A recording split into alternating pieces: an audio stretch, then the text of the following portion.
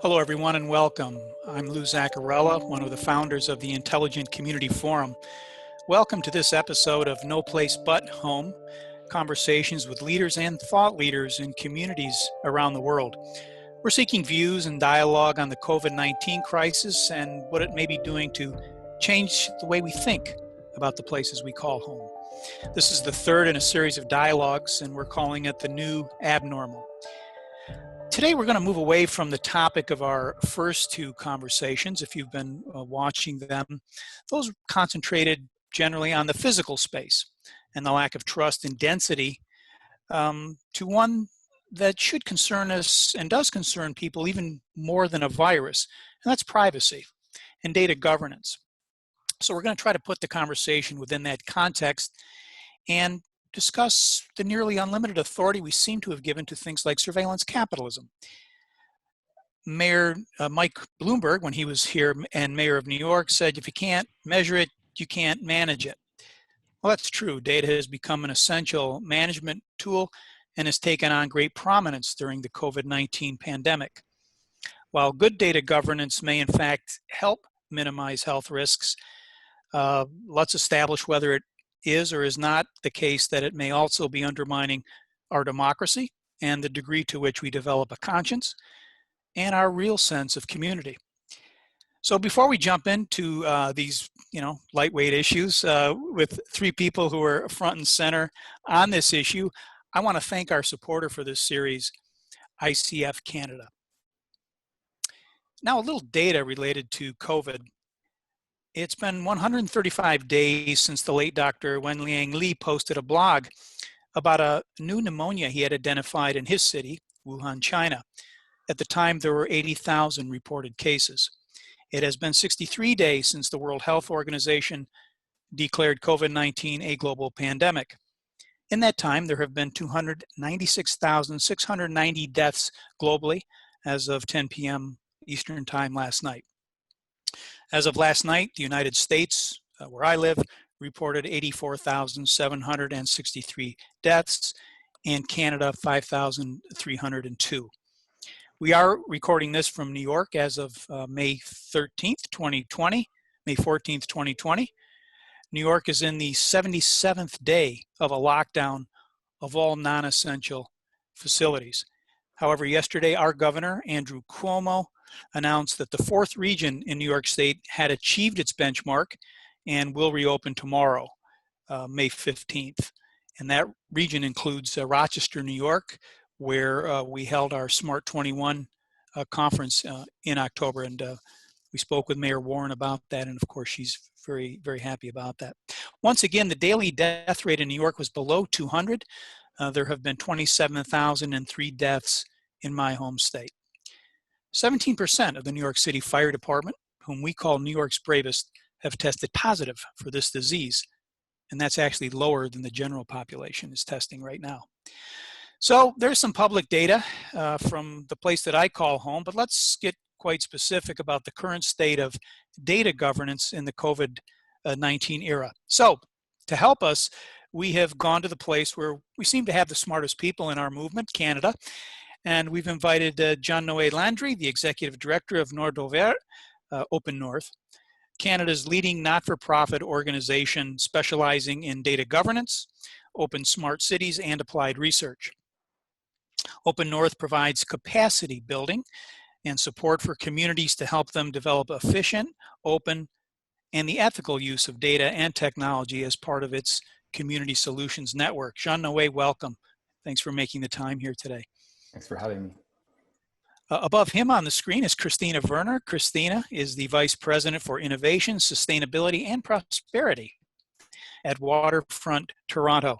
Among her many achievements, Kristina is responsible for strategic initiatives at one of North America's most significantly watched, significant, and provocative real estate ventures. Under her stewardship, she led the bid, which resulted with the City of Toronto being named the world's most intelligent community in 2014, and that is no doubt her greatest achievement. Kristina, welcome, and thank you for letting me put words in your mouth. Monique Crichlow is the Director of Strategic Initiatives and Partnerships at Compute Ontario. This is a publicly funded organization that coordinates access to supercomputing resources for research. Monique seeks to understand and explain the relationship between the adoption of disruptive technologies and socio-economic policy development. Monique holds degrees in health administration and political science, so she's eminently qualified to talk about that. Monique, welcome. Thanks for having me. Well, welcome to you all to No Place But Home.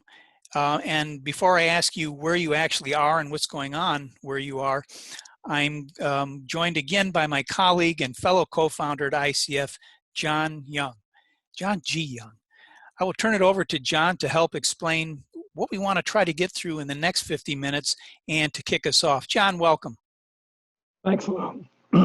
Sorry. Thanks, Lou. And thanks, everybody, for coming out today. This is going to be a very interesting conversation.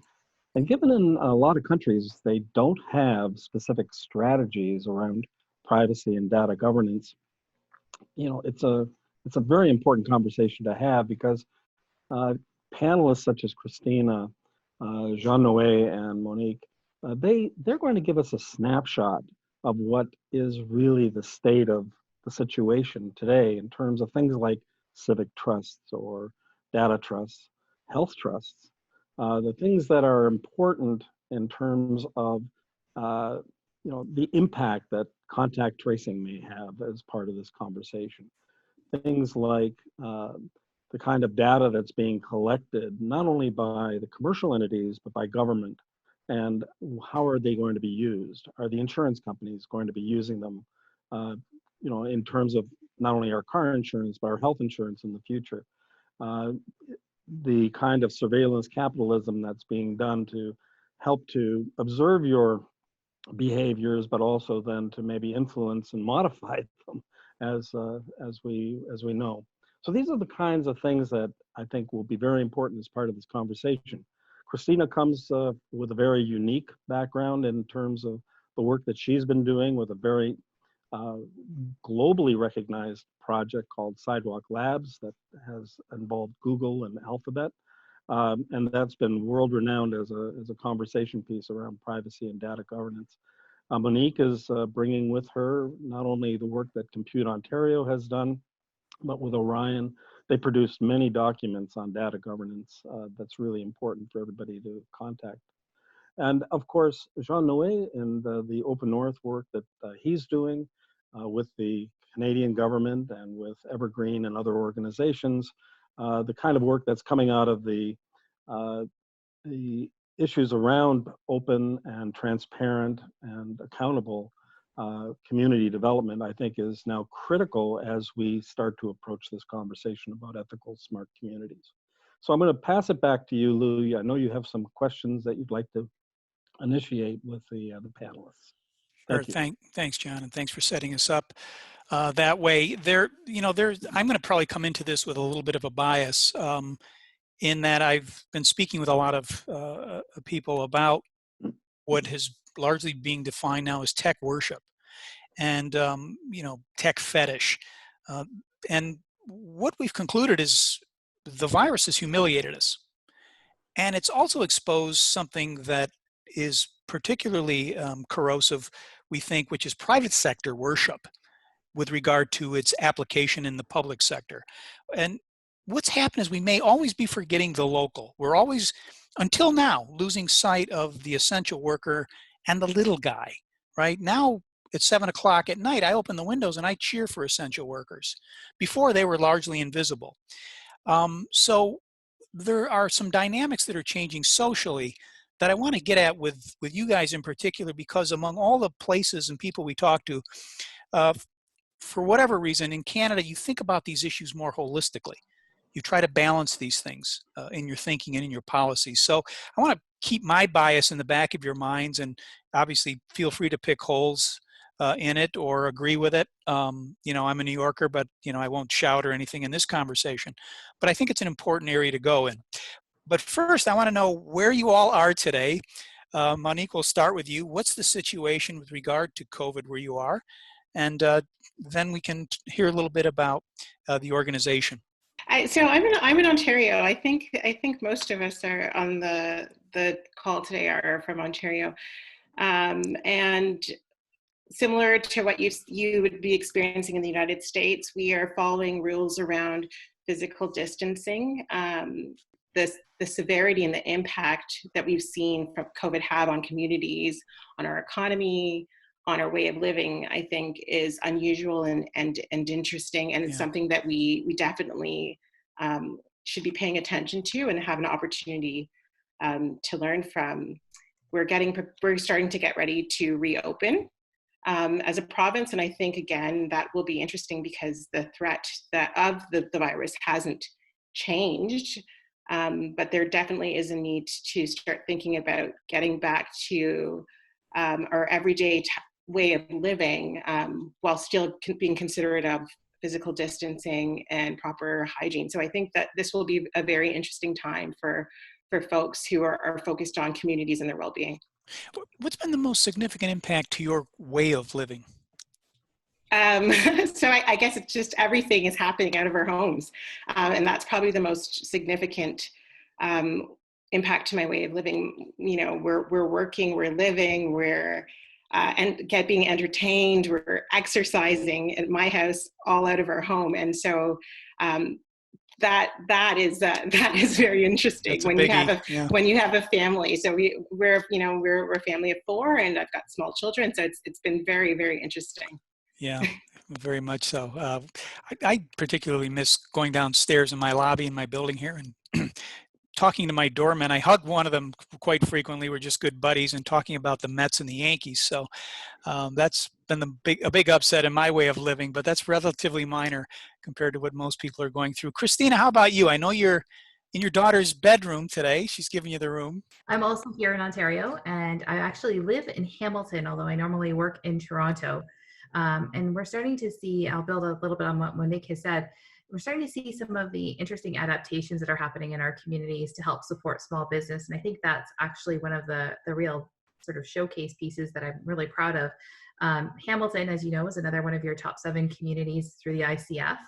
And, you know, I'm looking at some of the responses they have to support small business. And, you know, they just recently announced that they're actually closing one of our major streets and turning the whole street into basically a large eatery patio so that the restaurants can spill out and have more of an opportunity to bring patrons back down.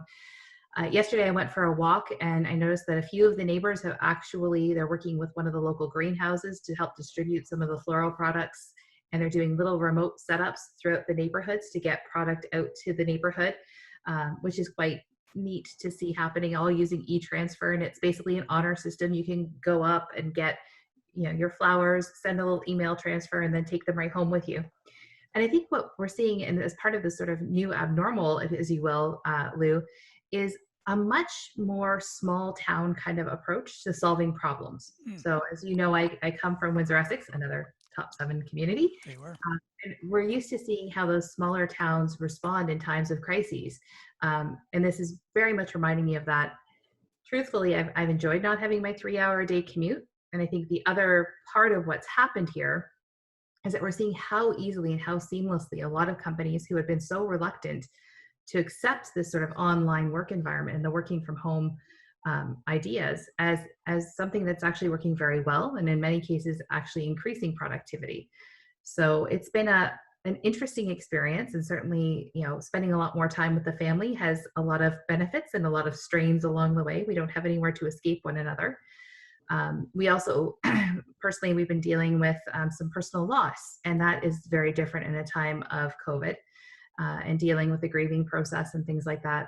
My mother-in-law passed away 2 weeks ago, and that was something that was very difficult to navigate through all of this and bringing the family together and so on. So we're seeing both sides of this. I think that the challenge is still getting the confidence and knowing that when we do reopen, or we are expected to return to our somewhat new normal, that things like our transit system can actually handle that. And I still look at sort of those single points of failure that could exist as we move forward with COVID. And I have some serious concerns about those normal routines and how do we actually deal with all of those different locations. So, but we can save some of that for later conversations. No, thank you. And sorry to hear about the loss of your mother-in-law. Is there something in your daily routine that you are going to change for the better? That you said, hey, this is going to be a permanent feature now. This is a personal innovation. I'm truthfully hoping this commute issue is something that I can keep. That's obviously up to my employer a lot, but I think not just in terms of sort of the personal work-life balance, but also sort of our response to climate change and resiliency. It's a really responsible thing. For me, actually just making sure I've been very deliberate in disconnecting when I leave the room that I'm working in. And that discipline of actually separating work and home, despite the temptation to kind of work all the time, that was something I established early on. And it's something that I really do hope to keep, because if not, it's one of those things, it's basically, you know, so it's 10 o'clock at night and you're still texting back to people at work. And I can guarantee you, for the most part, it'll still be there the next day. I can guarantee it as well. Yeah, it ain't healthy. So the work-life balance. Okay, good. Thank you. Jean-Noé, where are you today situated, and how's it going there? I'm in Montreal in Quebec in Canada. So at the kind of what's being, I guess, called the center of the pandemic in Canada, where we have the highest number of cases and I believe fatalities as well. I mean, one caveat there is that most of these new cases and hospitalizations are emerging from care centers and also from neighborhoods that are most disadvantaged, where we see kind of biggest kind of splits and kind of socioeconomic data. So I would say that it's with the nice weather kind of coming out right now, it's going to be increasingly difficult to kind of continue the confinement at the, you know, according to the guidelines that are being promoted by government. But at the same time, I think there's also quite a lot of ways that people are kind of coming together. For example, you know, on a personal basis, I know more of my neighbors now than I did, you know, probably 2 or 3 months ago, you know, just by virtue of the, you know, kind of we're all in this together type of like approach. But then also a shift in mindsets where Montreal has a very, very strong kind of civic commons kind of like groundwork to be able to, you know, at the neighborhood by neighborhood, there's a lot of like local initiatives that were already there that, you know, aren't necessarily kind of government supported, but just kind of self-organized. We have, you know, networks of green alleys in Montreal, like kilometers and kilometers. And so, you know, people are coming together. They are kind of respecting, you know, the rules in large part, but at the same time, there's also this kind of like solidarity that's coming up. And of course, being in Montreal and also being, you know, one of the leading, well, one of the leading kind of smart city or open smart city in Canada, certainly, and internationally, having won the prize from the Smart Cities Challenge with the government of Canada, I think there's a big opportunity here with the values that really kind of underpin kind of Montrealers, right, as a community and that kind of social fabric. And how are we going to seize this occasion, you know, and not compromise these, you know, very strong, you know, values that are anchored in accountability and transparency and openness. So there's a lot going on at the moment. Yeah, there really is. And it was also an Intelligent Community of the Year as well. So yeah. You do have a great culture and a great culture of life. Same question, though, that I asked Kristina. Is there a personal innovation that you've identified through this crisis that you're now going to put into practice in your private life, or either private or public life? Well, I think we've all kind of experienced the, you know, maybe inventing kind of new kind of language around our new ways of working together through, you know, platforms like Zoom and others, and kind of the Zoom fatigue or being Zoomed or, you know, other type of like vocabulary that kind of like, you know, our brain also has to adapt to new ways of communicating and working. And I think, you know, that's a bit challenging, and being able to create buffers in your kind of mental space and really kind of, you know, having kind of strong messages around personal mental health, and, you know, having kind of being very kind of explicit about that, and being able to take those pauses and work with your teams to kind of acknowledge that, you know, this is not a normal situation. And on a personal basis, being grateful to have a a dog, you know, where I can, you know, forced to be able to go on those walks, you know, 2-3 times a day. And, you know, that's important. So those little things really, really matter on a daily basis. Those routines that are shifting really have an impact, you know, on our mental ability to focus and to continue doing the good work that we want to do. Yeah, that's well said. And our dog shelters are empty. Mm-hmm. People went in and took dogs, all of them, because of the evident emotional isolation, and you know, emotional isolation. Things we're talking about, Monique, those are disruptive too. Those are disruptive elements, right? That we're living through.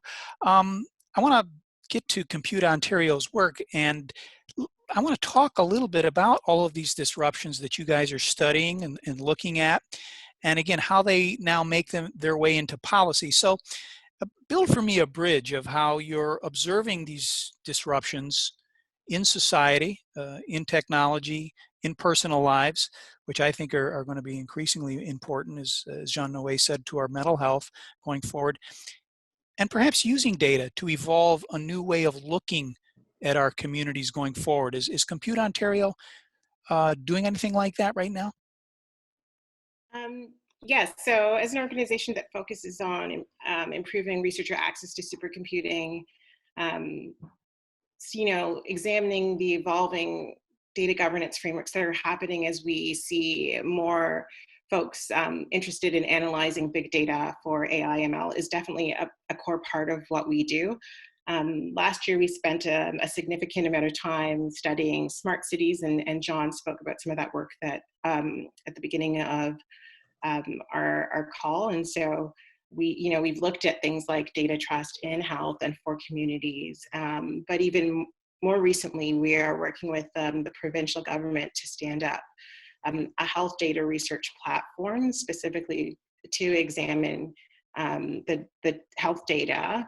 So we are working with the province to implement a health data platform specifically for COVID-19 that focuses on MLAI research primarily, so that researchers can help government respond to COVID-19 in their policy and decision-making processes. And I think that's really unique.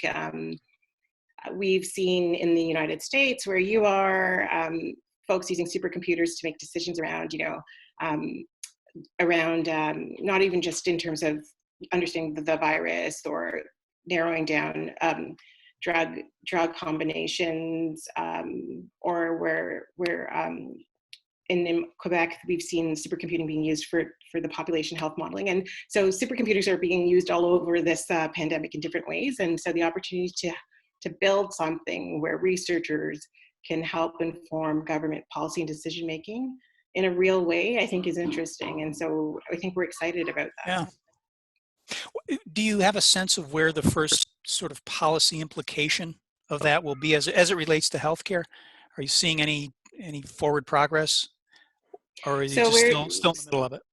So we are just in the process of standing up the platform. But what I will say is that where I am in Ontario, we have a strong health research community and a strong epidemiology community, and they have been using the available research data for modeling. So there's all sorts of interesting dashboards that folks are using. Toronto Public Health has a daily dashboard. U of T School of Public Health has a dashboard, has my flattening. And so I think that we've seen researchers in particular respond to this pandemic in a very interesting way. They want information, they want to share their information, they want to share their information with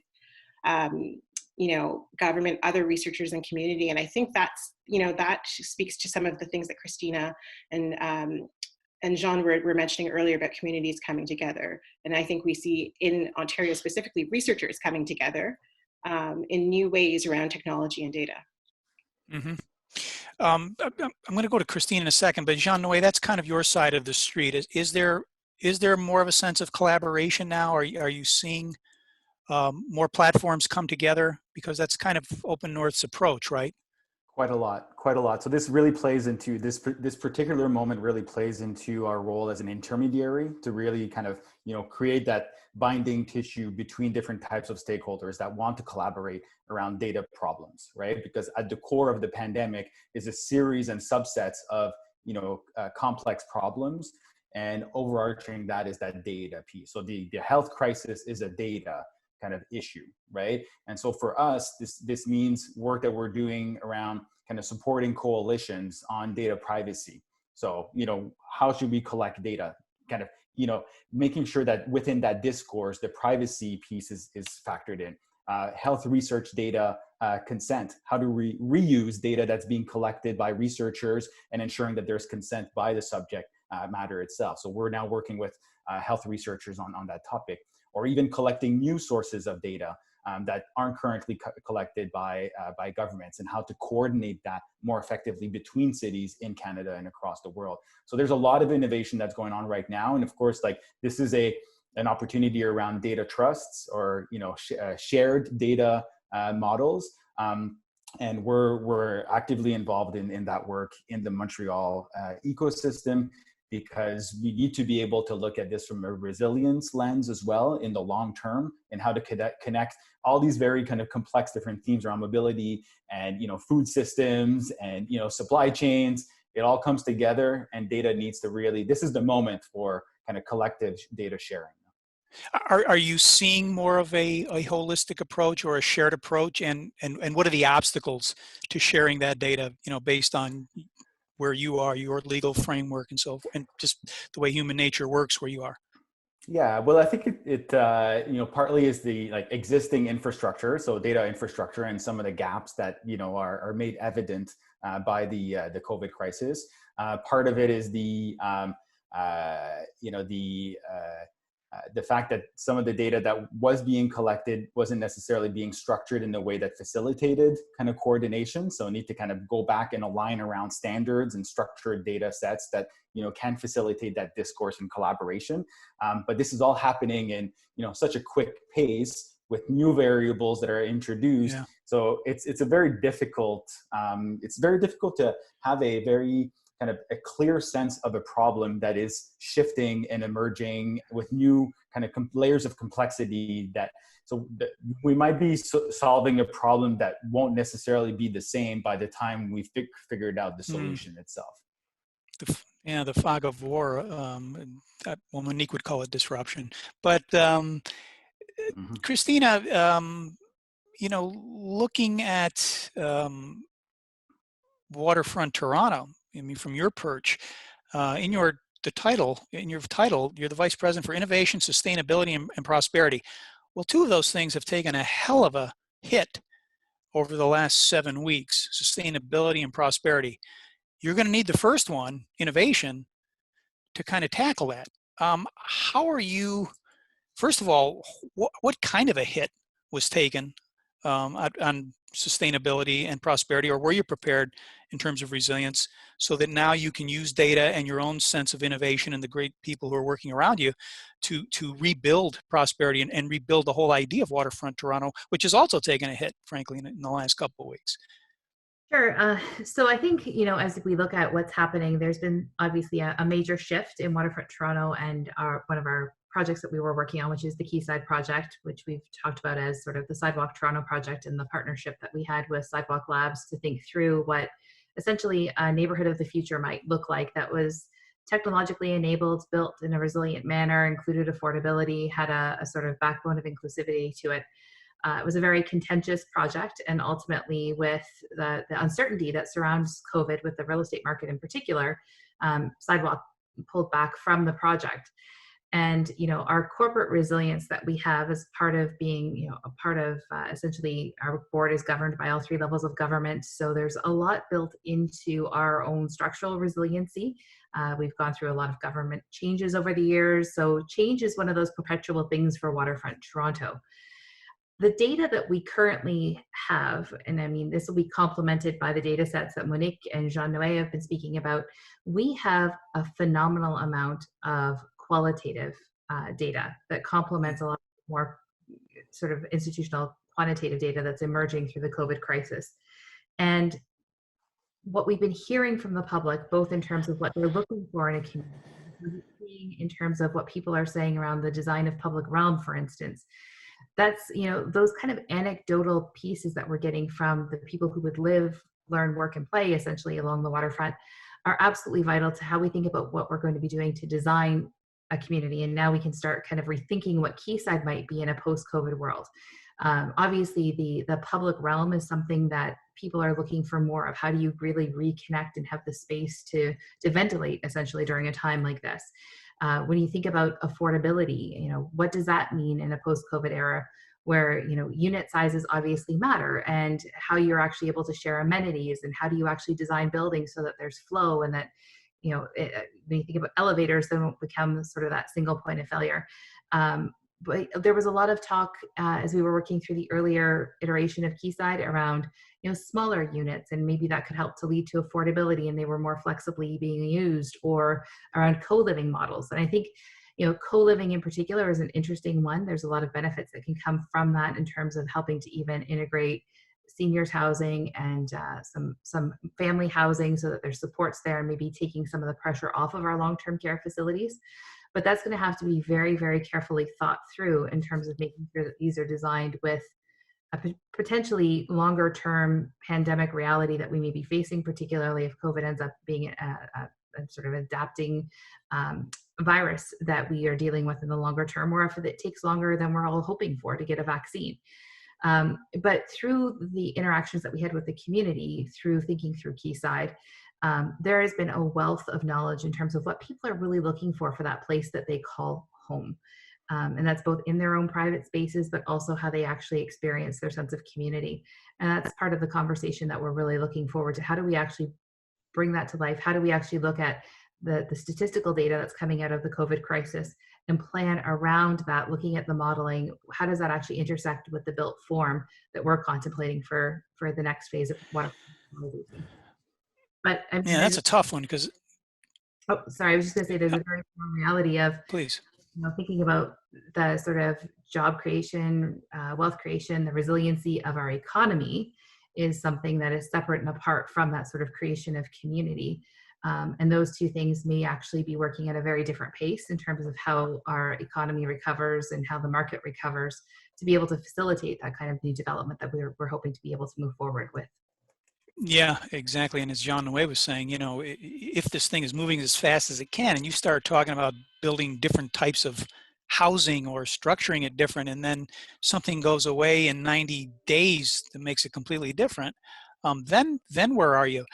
John, it sounds an awful lot like, and I'm going to keep Kristina in this as well, but it sounds a lot like the discussions we've been having the last two sessions with our architects and urban planners and designers.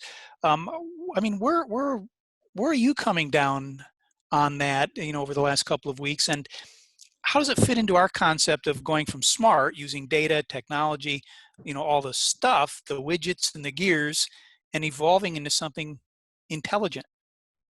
Right. So the question really is how do you use the information, the insights that come from the data that's generated in a very useful, intelligent, but also open and ethical way? So we've been looking at communities. I teach a class at George Brown, and one of the things that we've been looking at is can we give the communities that we're working with tools, a framework where they can go back after COVID and apply the values that they've now learned, and maybe come up with new strategies and practices and so forth. A lot of these communities are actually beginning to undertake intelligent community or smart city strategies. I'll call them smart city plans. And what they're trying to do is to understand, now that they've gone through this COVID era, how can they apply the kind of learnings from what we've just gone through and reimagine the communities in a new way, or maybe learn from the experiences and apply them in a different way. So some of the communities that we've talked to, we've had interviews with people in places like Stratford and Hamilton and Markham and Kelowna, BC, and so forth.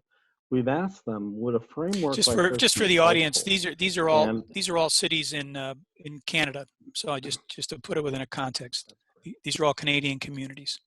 Yeah, this is our international an listeners. ICF Yep, Canada sponsored event, right? so that's why. But essentially, we've been going back to those communities and asking them, would a framework like this be helpful? And yes, in fact, they are. Now, there are a lot of communities around the world that we've been working with over the years. ICF has about just under 200 communities that it's recognized as intelligent communities of one kind or another. Some of them, when we go back to them, like in Taiwan, we've asked them, are you interested in looking at how your data governance works and how it might be applied to things like a huge project that we worked on called the Aerotropolis in the Taoyuan area. And at first, the first time we met with them, there was no interest. They kept saying that people can, look at these kinds of projects however they want to. And the second time we went, we recognized very, very, very easily that they were concerned about the kind of data that was being generated, privacy issues in their community. And we're beginning to see that this is not only something that's happening in North America and Europe, but all over the world. And our communities are beginning to respond accordingly. So the topics that we're talking about here are very important, not only for big cities like Toronto and Montreal and so forth, but smaller communities that are now beginning to recognize the value of broadband in their communities, but then also the other side of it, what does that all bring? And I think that's an important piece of this as well. Right. And again, picking it up from, where Monique and Jean-Noé come from, we're going to have to move quickly in a very, very disruptive environment.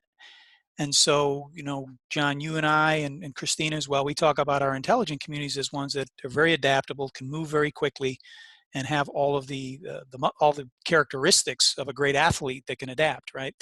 But Monique and Jean-Noé, as we look toward the near term in the fall, we heard from our head of the Center for Disease Control yesterday in a Senate testimony in Washington that this thing will come back in 2020, and that one of our major vaccine scientists said 2020 could be the darkest year in modern history. And these guys usually don't talk like that. So I'm thinking, well, boy, we've got to use data. We've got to use all of our resources. We've got to use all of the good ideas that Kristina was bringing in her development. And we've got to work quickly to manage this disruption. So Monique, what's a supercomputer going to do about that? So I think that, as someone who studied political science and health administration and health policy, I think that, pandemic response is interesting because population public health is one of those things that looks at the good of the collective versus the good of the individual. And in our everyday lives, most of the time, our governments are concerned about our individual rights and protections. And so the pandemic kind of throws this, this whole type of paradigm on its head. And so I think there's an interesting social question that we need to keep our finger on in terms of how long and how far our government will take this question of collective versus individual. So a lot of this is happening under emergency measure legislation, and that gives the governments different rights and powers. But I think people are understanding of that. But I think, again, how long and how far is a question that we're going to have to keep in mind. But on a more practical level, I think they're aware of it and they're responding. Not just governments, but I think all folks are responding quite nimbly to the crisis. And and then that's great. There's been a lot of innovation. We saw very early breweries turning into hand sanitizer, shops, and that was cool. Very quickly, whole offices and businesses, Kristina talked about this earlier, moved to online communities. My kids are learning online. So I think people have adapted very quickly to technology. I think there's an expectation that we will continue to adapt to technology very quickly after the pandemic. But I think we also need to be very mindful of the pace at which we're moving, and that we keep top of mind privacy and individual rights. And so, that is, I think that's fundamental to how we create communities and how we govern ourselves and everything that is good about our democratic societies. So I think it's an interesting time. It's an interesting question. But I do think everybody is doing their best to get to the best responses using technology and data. But definitely, part of me in the back of my mind thinks about the rights of individuals as we go through this. Absolutely. Now, and I do want to come back to that because honestly, a government exercising emergency powers in a situation like this does not concern me personally as much as the private sector taking advantage of those powers that are being used and, again, enabling surveillance capitalism to become more insidiously prominent. Maybe even not by design, but just by the very nature of how it works and what it's geared to do, which is to create profits for its shareholders, right? Jean-Noé, I'm going to just throw, Monique's comments over to you. Same concern? Do you have that same concern? Or are we all going to be as altruistic as we can and get through the fall and everything will be better and we'll have all kinds of innovations and Open North will get a parade?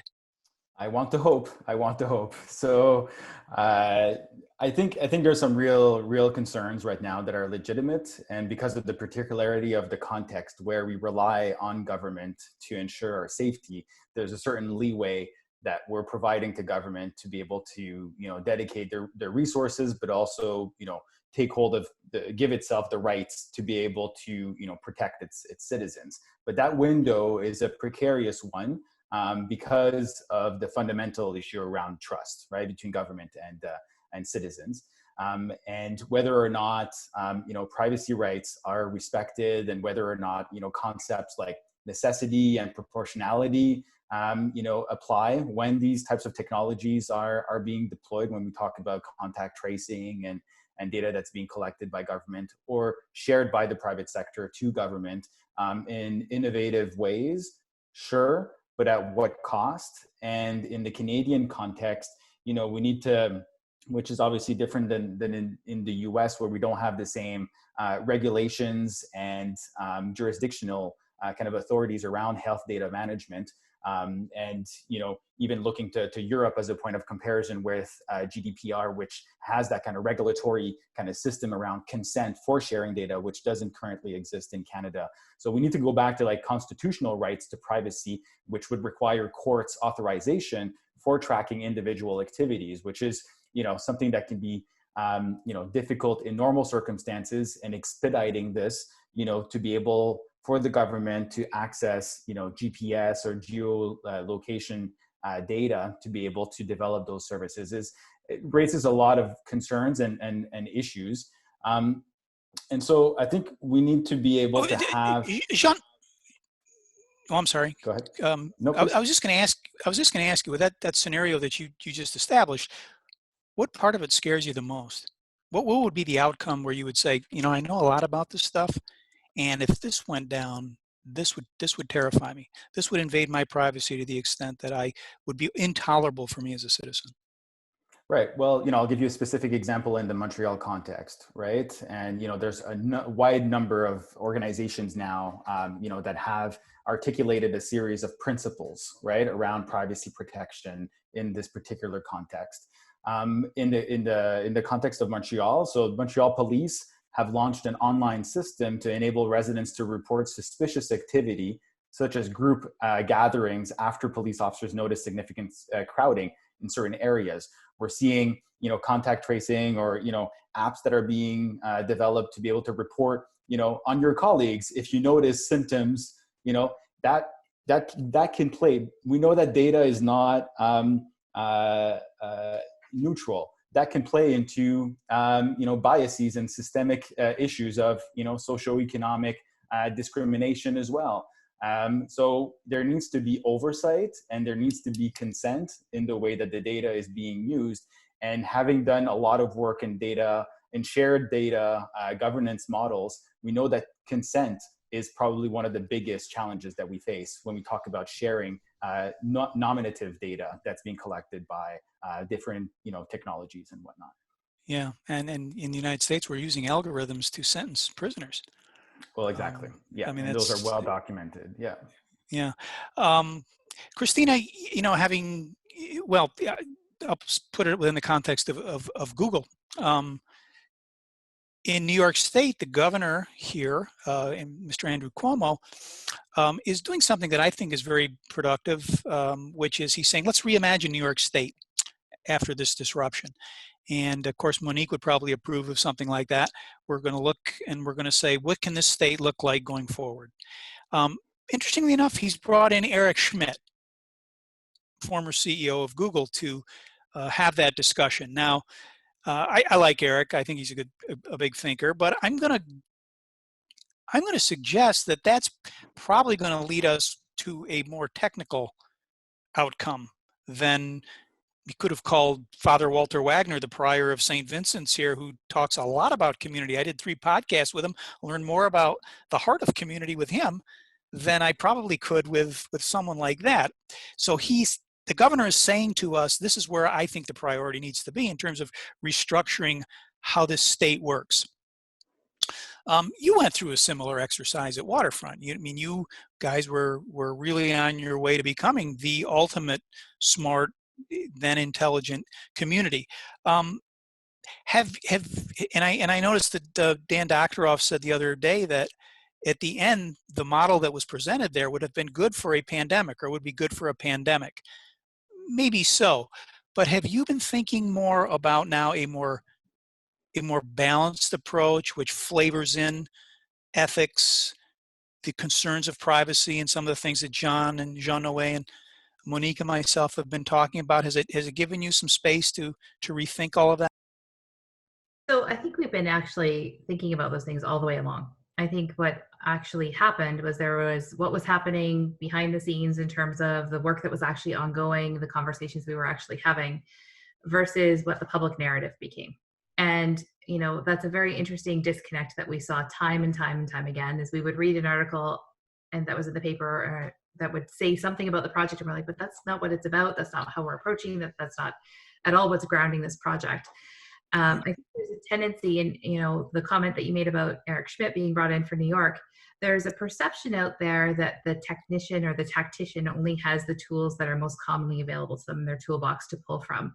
And what was interesting with the work that we were doing with Sidewalk was actually more of the people on their team came from an urban design, urban development, urban planning background than a technological background.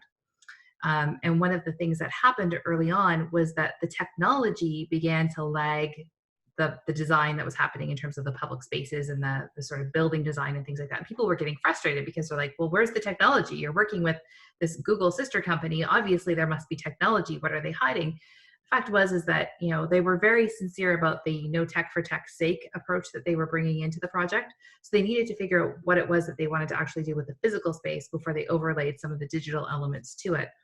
Waterfront Toronto in its core, though, never wavered away from what was important to us. So in terms of creating a very privacy-centric model for how we would actually do this work, making sure that there was an ethical approach to how this was happening. That's one of the reasons why when we selected Sidewalk, one of the things that we did was we set up the Digital Strategy Advisory Panel, which has a heavy representation in terms of ethical academics that have been thinking about some very big issues with this, whether that be Michael Geist or Andrew Clement or Teresa Scaza, and looking at how technology intersects with society. And that was something that we were firmly committed to. I think what was hard for us, though, is that the conversation shifted away from what was always important to us in terms of being an intelligent community, to being very focused all of a sudden, laser focused on the smart city dialogue, which missed so much of what we were doing.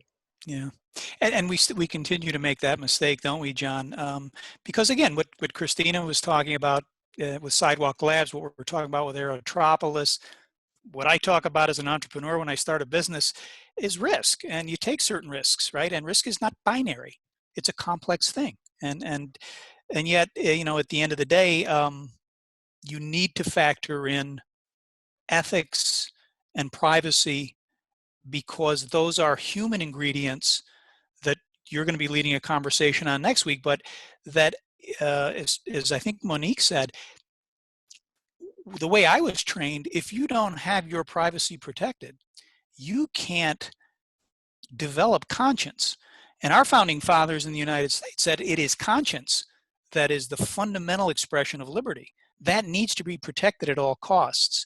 So, based on what you've heard today, do you think we have the right framework to even understand what ethics are in the context of all the technology and all of the thinking that's been done over the last couple of weeks and years in our cities?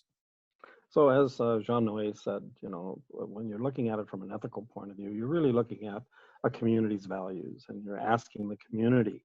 And that's why collaboration and civic engagement is so important at the front end. How are we to take our values and move them forward is really the question. And that's why, as Kristina said, they took an intelligent community approach, not a smart city approach. When we talk about the difference between smart and intelligent, we've always said that smart is all about efficiencies, cost effectiveness, the use of the technology for technology's sake.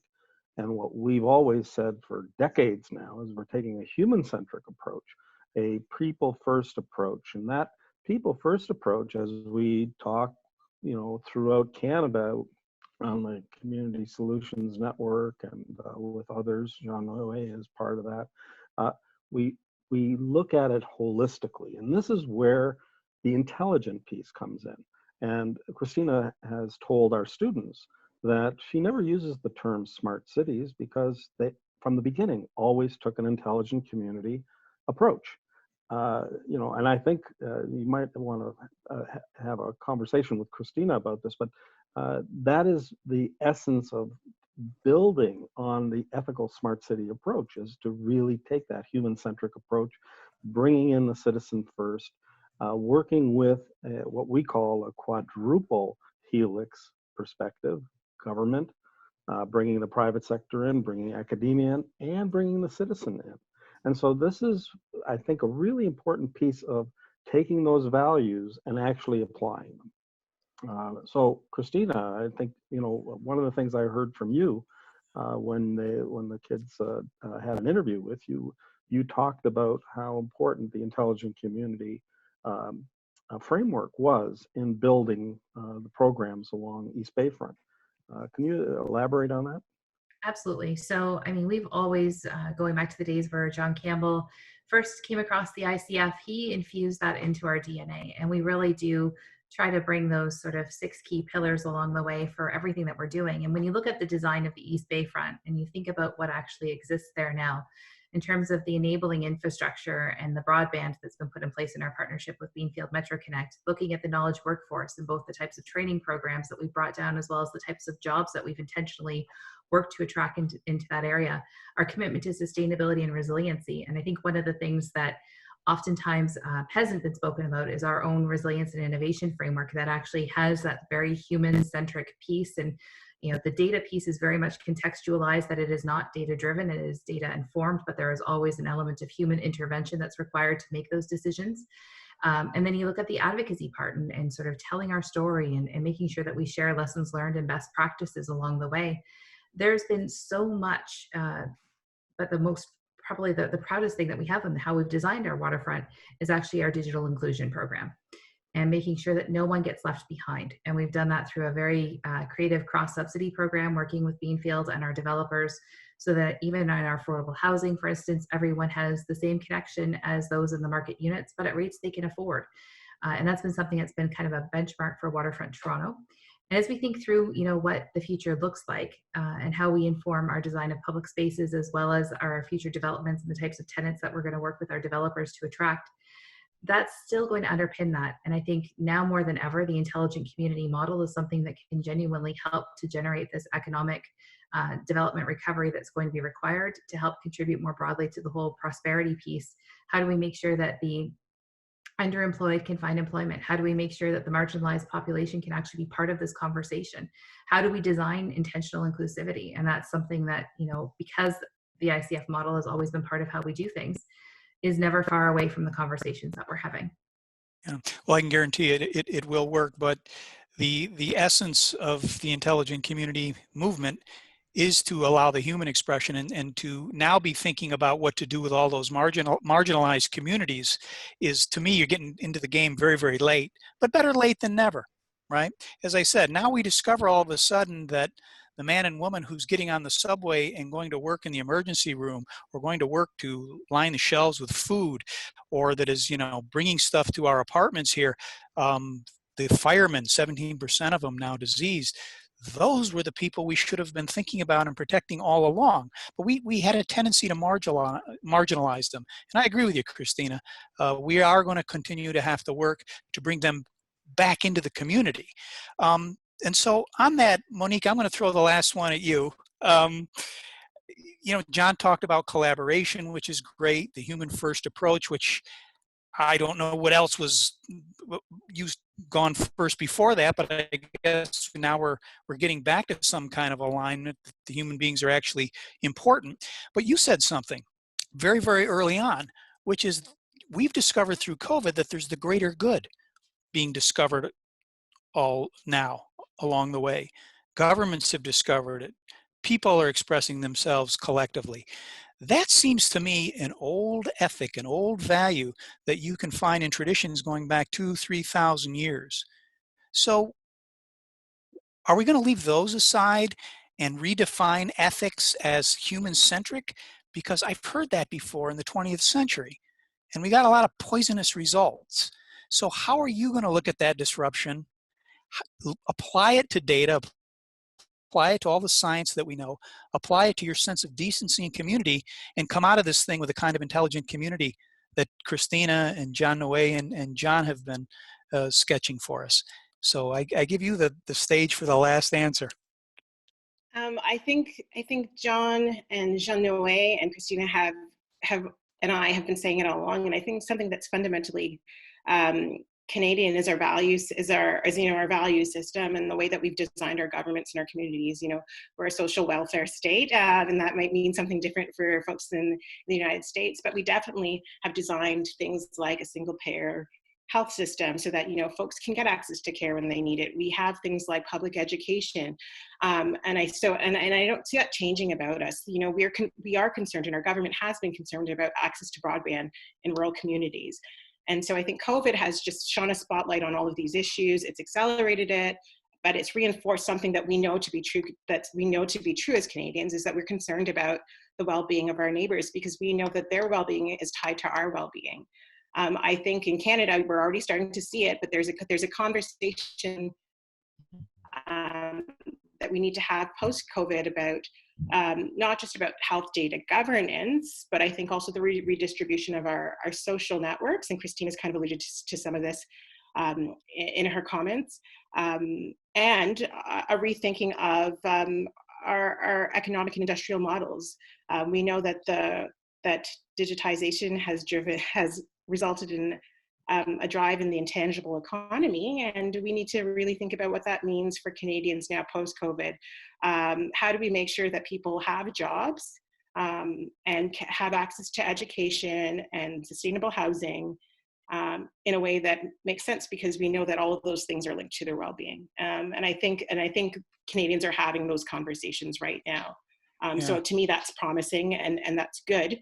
And I think that the interesting part will be around not just those conversations at a policy level or around your dinner table, but how do we start shifting that into our data governance approaches and our technology approaches, so that information is starting to come into play. I think that'll be the interesting piece, but I think the conversation is already happening.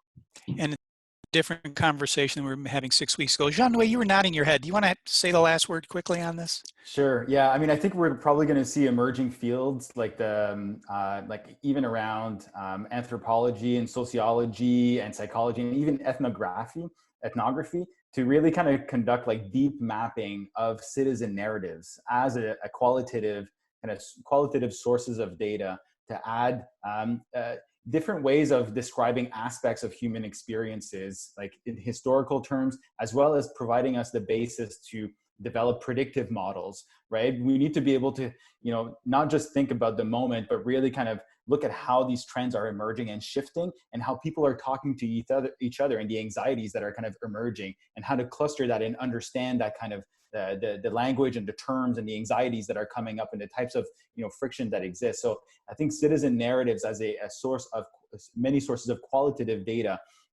not just about the statistics, but really about tapping into the social fabric of ways that communities are really impacted, and how governments can really develop digital services that are adapted, responsive, and inclusive in their design. Okay, John, I feel better than I did at the beginning of this, thanks to these guys. Any last word? Well, this past hour has been very enlightening. I know these people, and I knew that they would come through. So thank you all for providing us with your insights. What's really important for me is what's the future after COVID related to all the data that's being generated by government, by the private sector, by others, and are some of the things that we're seeing, the contact tracing, the kind of the heat sensors that I've experienced in places like Taiwan and so forth, that you enter in an office building and they check you out. Are these things going to stay on? It's like things like 9/11. The world changed, and for the last 20 odd years, we've been living a completely different life than we did back in the 90s. Well, are the 20s and the 30s moving ahead? Are we going to have the same sort of transition, that transformation into a completely new life? That I worry about that.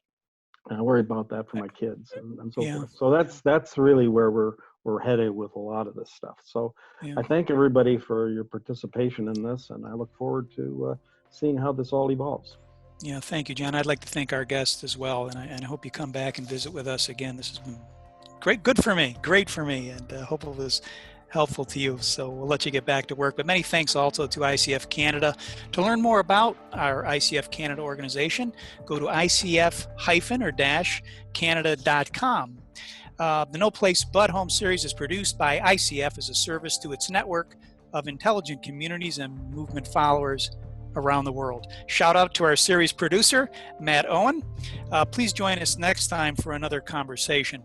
To view prior conversations and to read my blog about life in New York during the time of the plague, go to intelligentcommunity.org/COVID-19 and follow us on Twitter at New Communities and Facebook. I'm Lou Zacharilla with John Jung, reminding you that there really is no place like home.